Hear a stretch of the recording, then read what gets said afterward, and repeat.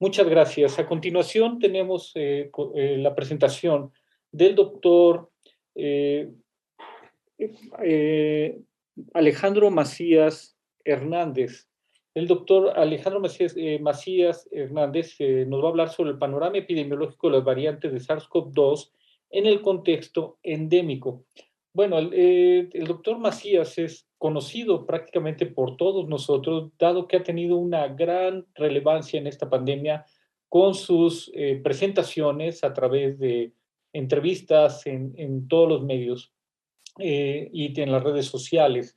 Es una persona muy entusiasta y con mucho conocimiento en cuestión de su área de infectología y en salud pública, además de que es miembro de la Academia Nacional de Medicina, entre otras muchas cargos en otras organizaciones. El doctor Alejandro Macías es profesor investigador en la Universidad de Guanajuato. Muchas gracias. Vamos a tener entonces su presentación y adelante. Buen día. Damos la bienvenida.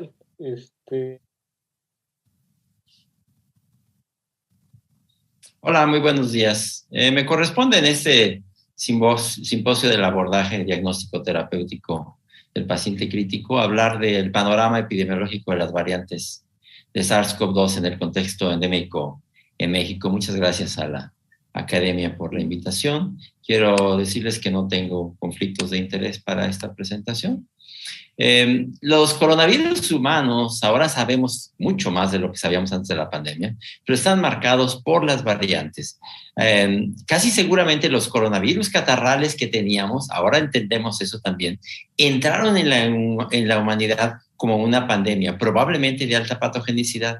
Y si nos atenemos a lo que ha pasado con el SARS-CoV-2, evolucionan, al menos en algunos casos como el que vemos, hacia virus de muy alta transmisión, de muy alto escape a la inmunidad y de una muy fácil dominancia. Y a eso me voy a referir en lo siguiente. ¿Cómo es que logran esto los coronavirus si no mutan tanto, por ejemplo, como los virus de influenza? Tienen inclusive factores de corrección.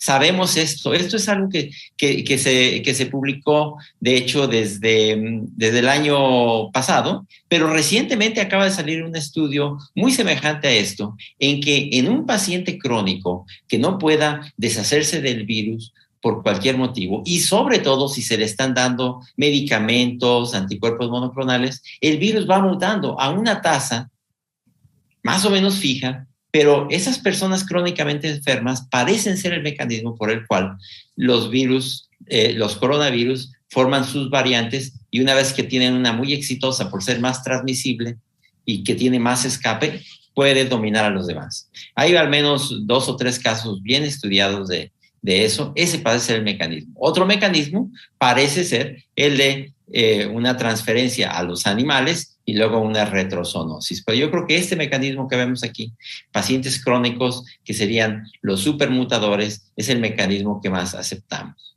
Cuando nos presentan las variantes, frecuentemente nos las presentan de esta manera, como si fuera una evolución en el tiempo, en los eones, y nos presenta, por ejemplo, la evolución humana como si de un simio hubiera salido otro y luego hubieran llegado nosotros como una especie ya de mayor perfección. Y la verdad es que no. Cada una de estas especies tiene su propio árbol evolutivo y no es distinto para las variantes y las subvariantes de los coronavirus. Aquí, por ejemplo, en el SARS-CoV-2, no pensemos que la variante Omicron vino sobre la variante Delta y que esa a su vez venía, digamos, sobre el esqueleto de la beta o de la alfa. No, cada uno tiene su propia evolución. Como ven, aquí en el centro estaría el virus original de Wuhan en China y cada una de las distintas variantes toma su propio camino.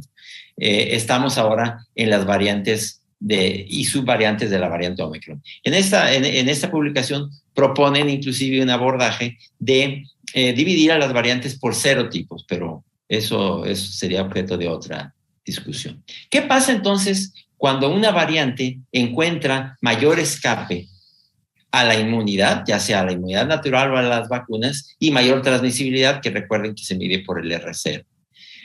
Pues entonces empieza a dominar. Ahora, esa especie o esa variante empieza a dominar en un lugar y en un tiempo.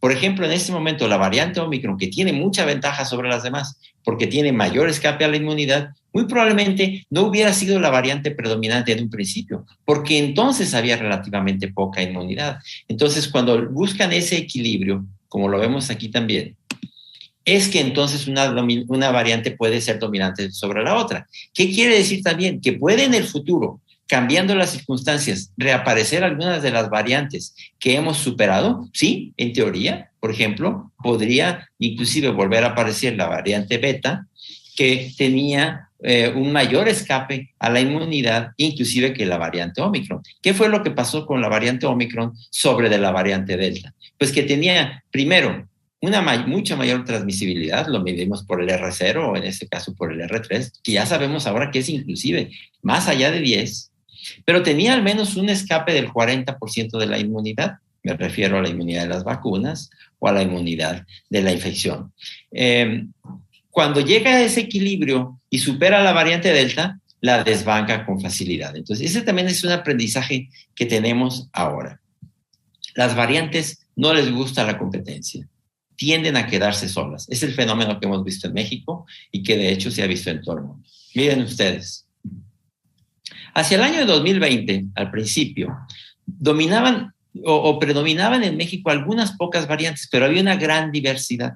Apenas se estaban seleccionando y estas eran variantes locales, por ejemplo, la B11222, también la B11519, que eran variantes mexicoamericanas. Pero vean lo que pasa hacia 2021 cuando empieza a entrar primero la variante alfa y la variante gamma. Empiezan, digamos que en términos de mercado, a comerle el mercado a las variantes locales.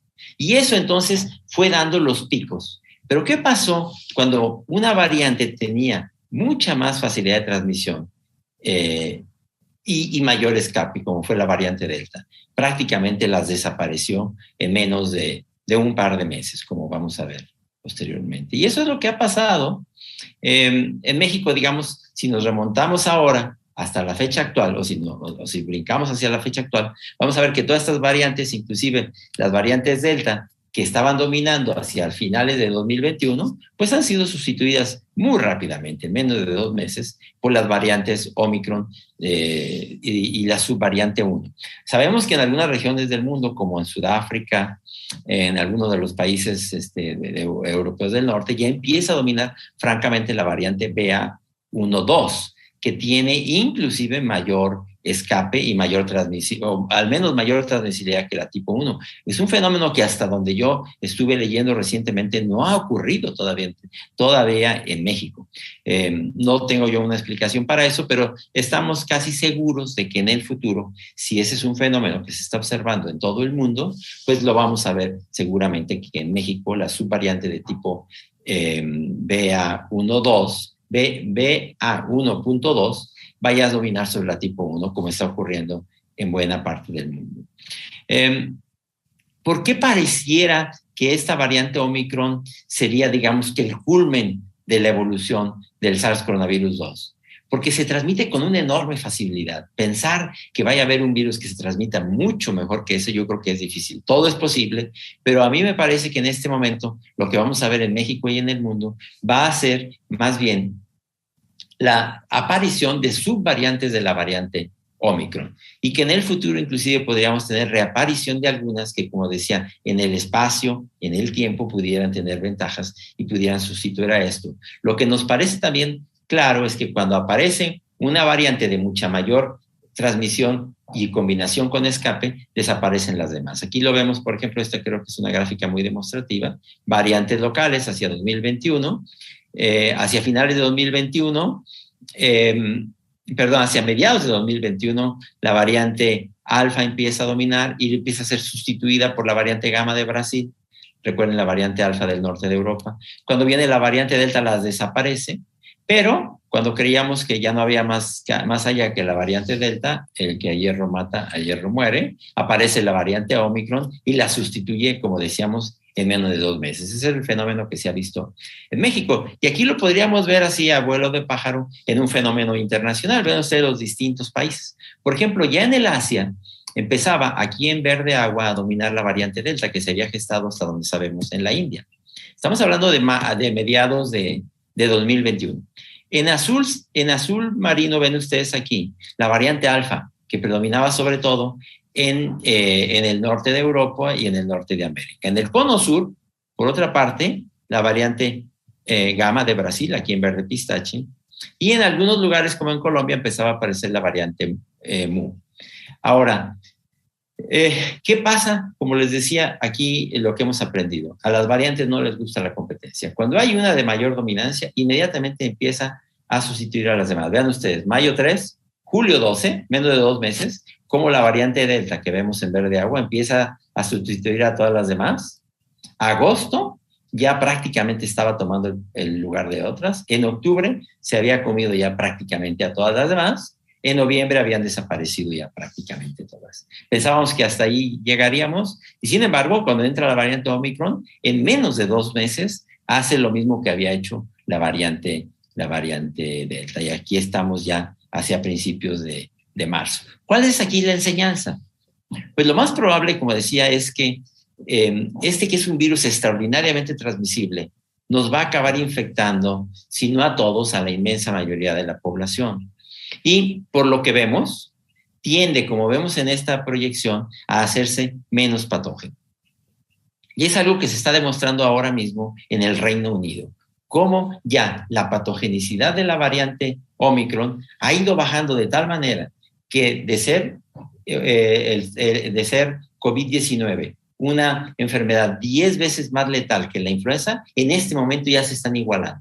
La letalidad de influenza y de COVID-19. Parece que esta es la explicación, probablemente lo han escuchado ustedes, la variante Omicron, que vemos aquí en azul, tiene menos capacidad de reproducirse en los pulmones, en los tejidos pulmonares, acá se ven las microfotografías, pero tiene más capacidad de producirse en las vías superiores, como ven aquí, que, por ejemplo, cuando comparamos contra la variante Delta o contra la variante original de Wuhan en China. Eso pareciera, desde el punto de vista evolutivo, la tendencia, entonces, al menos de este coronavirus y muy probablemente de los demás coronavirus. Es un virus al que no le interesa, desde un punto de vista evolutivo no ganaría nada con estar matando a las personas, le interesaría en todo caso cada vez transmitirse mejor, tener R0 cada vez más alto, pero cada vez también escapar a la inmunidad de la gente que ya infectó para volverla a infectar. Entonces, tenemos así, cada una de esas variantes explica algunos de los picos. Por ejemplo, hacia el 2021, las variantes locales, luego la variante alfa, la variante gamma, hacia mediados del 2021, esto es 2021, hacia mediados del 2021, la variante delta, y el gran pico de la variante Omicron. Ya aquí, acá abajo ven no los casos, sino la mortalidad en marrón, y ven que ya teníamos el efecto de la vacunación. La vacunación, no lo dudemos, ha salvado muchas vidas en México y en el mundo. Todavía hay que hacer mucho por la vacunación y lo vamos a practicar seguramente en otras de las pláticas de esto. Creo que lo que está pasando en Sudáfrica es muy demostrativo y nos enseña mucho, puesto que ellos nos llevan aproximadamente 1 mes de ventaja. Ellos entraron en la variante Omicron desde diciembre y nosotros empezamos en enero.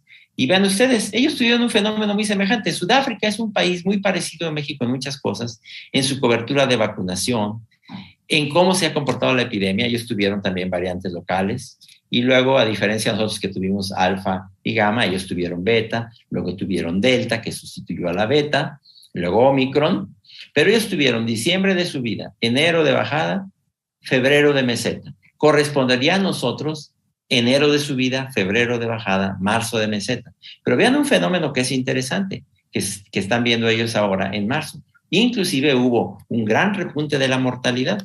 Cuando estaban bajando los casos, todavía la mortalidad iba hacia arriba y la mortalidad empezó a bajar ya mucho después. ¿Por qué? Porque hay una latencia, hay una diferencia. Muchos casos no se registran al momento y mucha gente que está infectada permanece en los hospitales y la fecha del inicio de la enfermedad no es la fecha de la muerte. Entonces, por eso, aunque vayamos a ver que los casos van bajando, vamos a ver también que no necesariamente va a ser la mortalidad así, al menos en febrero, al menos en marzo y probablemente hacia los principios de abril.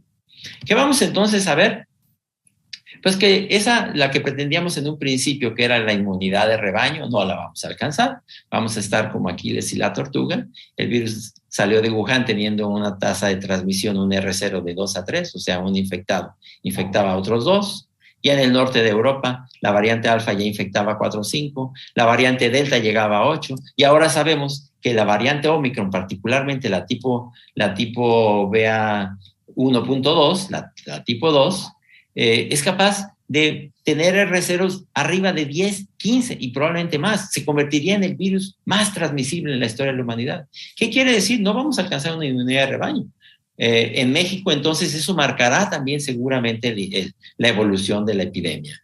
Porque no vamos a tener una inmunidad de rebaño, pero yo creo que vamos a tener ese concepto que han acuñado en el Reino Unido, una pared inmunológica de mucha gente que habrá infectado y mucha gente que estará vacunada y no permitirá que el virus se siga transmitiendo de manera explosiva y colapsando nuestras instituciones, sino que al parecer, por lo que se está viendo en otros países, vamos a tener un virus de transmisión ya más moderada, pero no nos estará colapsando las instituciones, eso espero yo, a partir ya del segundo trimestre de este mismo año por esta pared inmunológica, que por cierto, yo creo que también nos señala que la vacunación de jóvenes y niños, entiendo que la evidencia es cambiante, ayudará también a construir una mayor pared inmunológica. Las lecciones aquí, las variantes seguirán dándose. Muy probablemente, si no hay nuevas variantes, habrá subvariantes de la variante Omicron. Eso marcará la evolución de la epidemia en México. Yo creo que hay razones para el optimismo, como se está viendo también en el Reino Unido. Parece que estamos ya saliendo de una etapa de meseta. Creo que no podemos decir que esto se ha terminado. Creo que mientras tengamos una alta tasa de pruebas positivas, no podemos decir que se haya acabado, pero sí podríamos decir razonablemente que nos enfilamos hacia una situación más controlable y probablemente a la aparición de las subvariantes de la variante Omicron y, creo yo, con menos probabilidad a la reaparición de variantes que han sido ya superadas. Muchas gracias por su atención.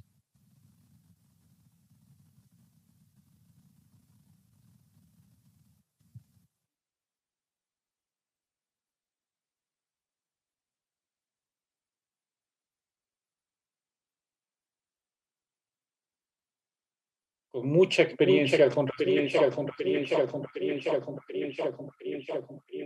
cómo ha sido el comportamiento del COVID-19 en estos 2 años. Y bueno, sí, esperemos que en un futuro muy próximo tengamos ya de alguna manera un comportamiento distinto en relación a la letalidad de la enfermedad.